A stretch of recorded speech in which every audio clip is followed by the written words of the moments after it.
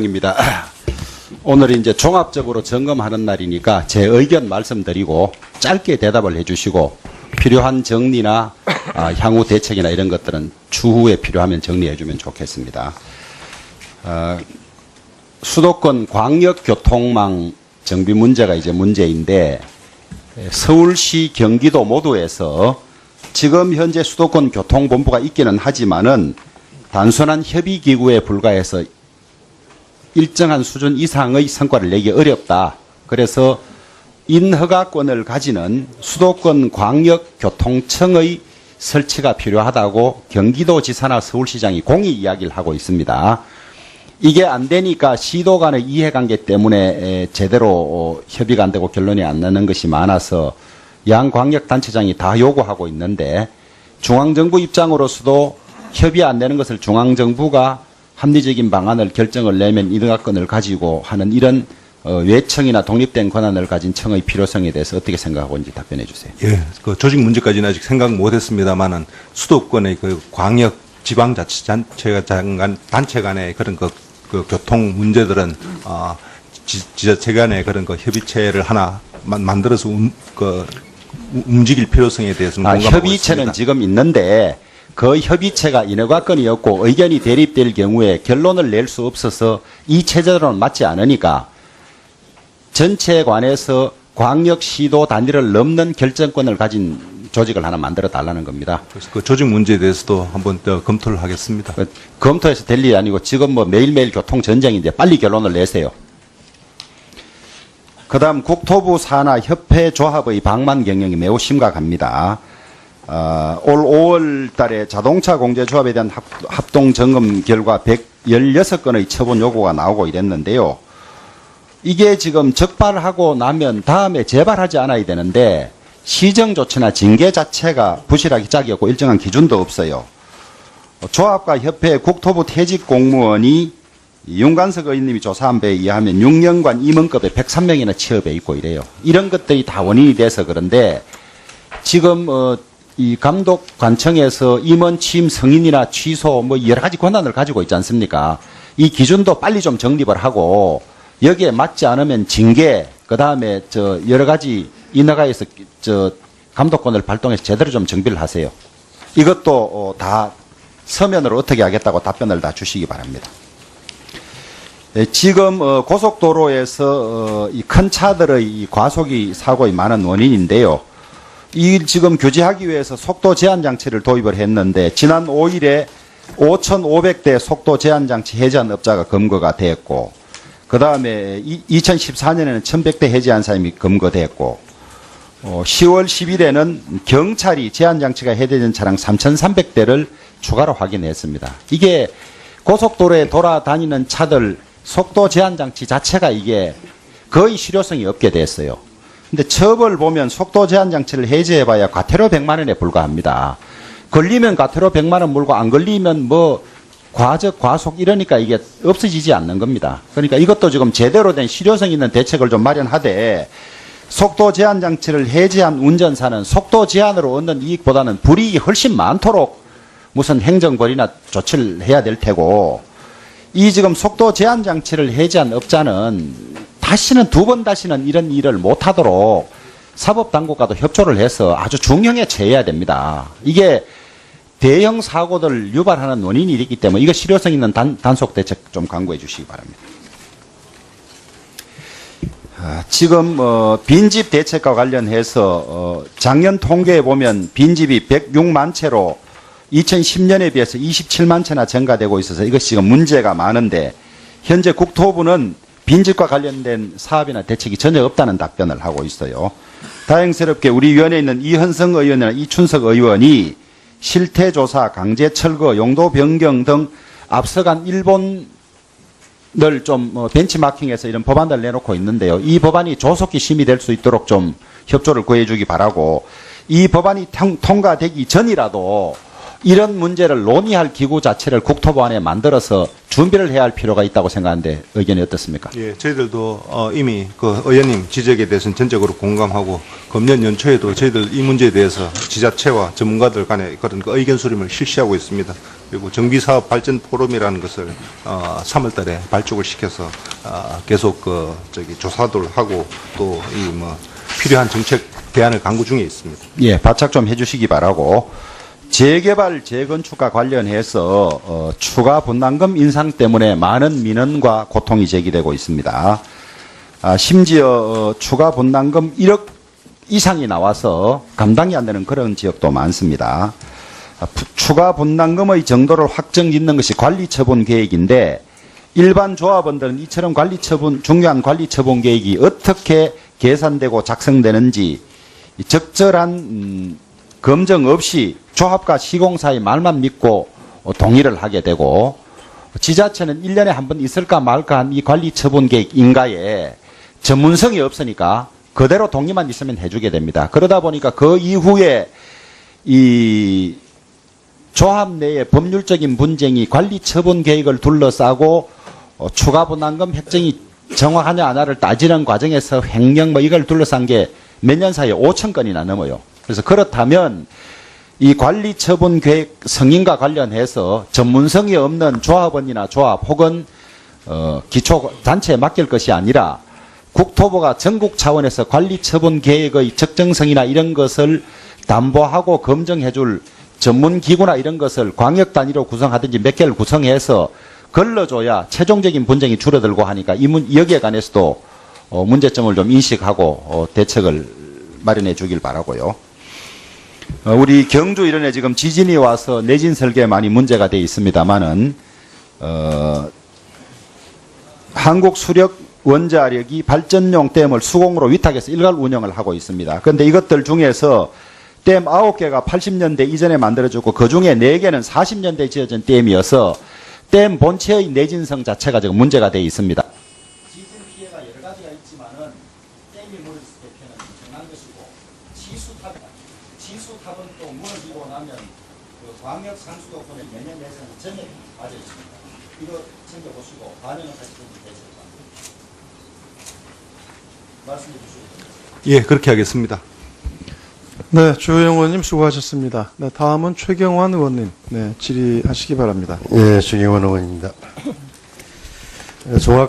종합감사이긴 합니다만은 현안이 급해서 코레일 관련해서 좀 파악 관련해서 좀 여쭙겠습니다.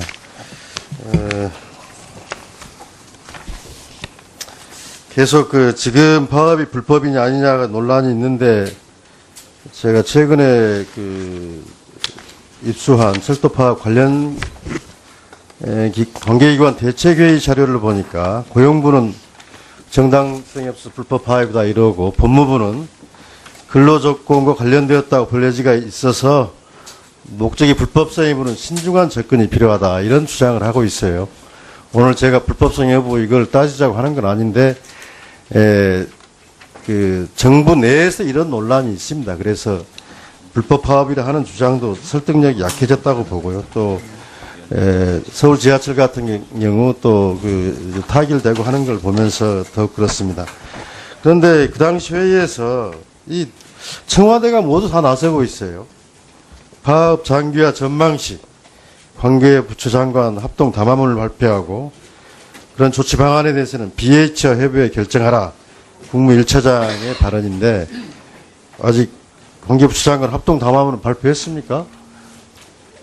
관계부처 차관 합동 담화문 발표한 것으로 알고 있습니다. 예, 오늘 대체 인력 투입 문제에 대해서 몇 가지 말씀을 드리겠습니다. 3년 전 파업 때도 대체 인력, 그때는 철도대학생 1학년 학생이 투입이 돼가지고 할머니 한 분이 한 1m 이상 끌려가다가 공사 중인 스크린도어에 부딪혀서 숨진 사고가 있었어요. 지금 파업이 지금 오늘로 3주째, 며칠째입니까? 18일째죠. 지금 상당히 지금 안전 문제에 상당히 심각한 빨간불이 켜졌다 이런 생각을 하는데 지금 군 인력도 300명, 특전사 인원인가요? 군인력? 그리고 기간제 대학생들 35명. 이렇게 국방부 안보 상황이 그렇게 시급한 상황이라면서도 특전사 인력이 이렇게 철도에 대체 인력으로 투입되는 것도 참 이해하기 힘들고, 그리고 대학생들까지 이렇게 해야 되느냐. 자료 하나 띄워주시겠어요? 저게 대체 인력 관악역에서 관악역에서 있었던 건데요. 스크린도와 지하철 출입문 사이에 시민들이 끼어 있는 모습을 볼 수 있습니다. 이게 지금 군 대체 인력이 투입돼가 이런 사고인데요.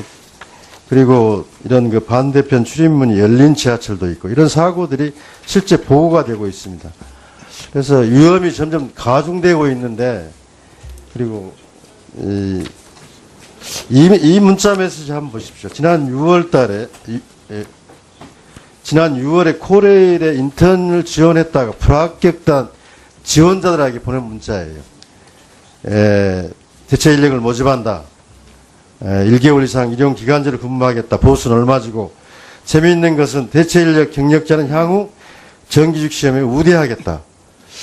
이렇게까지 해서 학생들 몇 살짜리입니까? 20대 초반 같은데, 이런 그 취준생들, 취업준비생들 이런 미끼를 던져서 대체 인력을 모집하는 이런 지금 철도를 이용하는 시민들이 얼마나 불안하겠습니까? 거기에 3년 전 사고도 있었고, 그런 점에서 서로 양측 주장이 있긴 하지만 어떻게든 수습을 해야 되는데, 청와대 지시만 믿고 이렇게 계속 방관할 건지 장관님께서 짧게 좀 답변을 좀 해주십시오.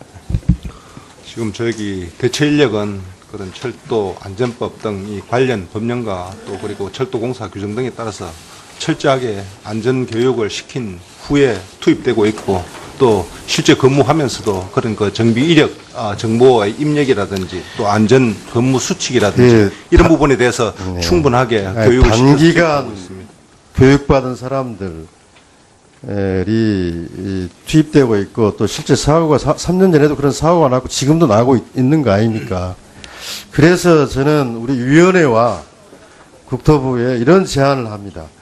지금 한 20일째 돼가는데, 우리 국토위 상임위와 또 국토부, 코레일, 노동조합이 참여하는 일종의 사회적 협의기구를 만들어서 노동조합은 파업을 중단하고 성과연봉제 문제는 그 논의기구에서 논의를 해나가는 이런 대안을 가지고 노동조합과 협의를 우리 국토위와 또 국토부, 코레일, 노조, 사자가 해보는 제안을 드리고 싶은데, 우리 장관님 생각 어떠신가요? 예, 우선 철도의 그런 불법 파업으로 인해서 국민들께 불편을 끼쳐드려서 송구스럽게 생각합니다.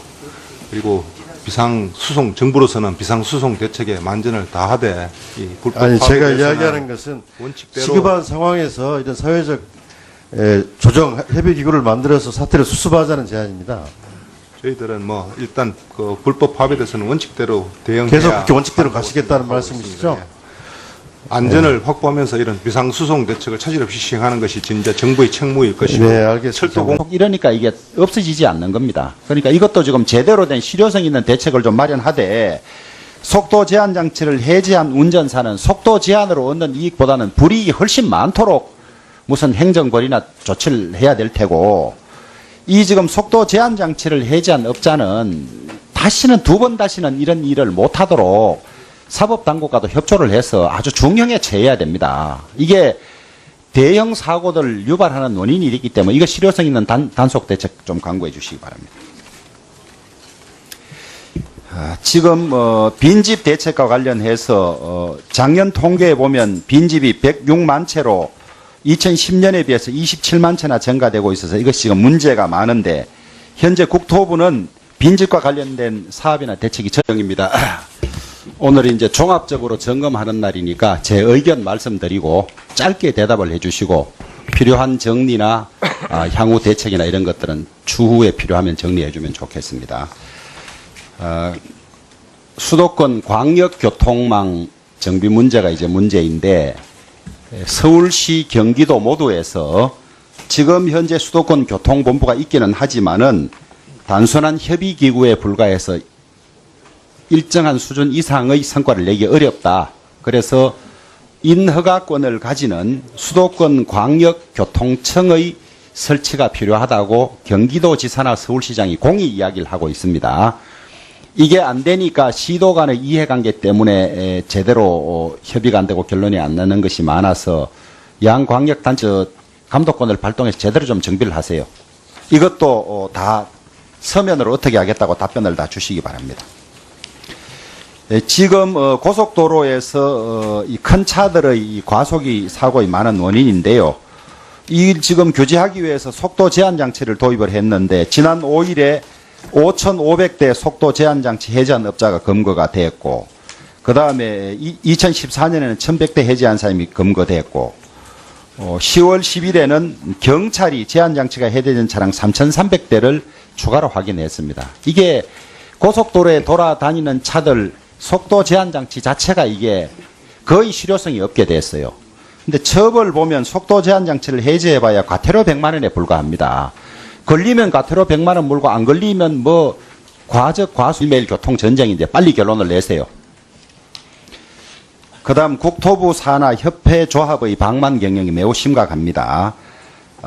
올 5월 달에 자동차 공제조합에 대한 합동 점검 결과 116건의 처분 요구가 나오고 이랬는데요. 이게 지금 적발하고 나면 다음에 재발하지 않아야 되는데 시정 조치나 징계 자체가 부실하기 짝이었고 일정한 기준도 없어요.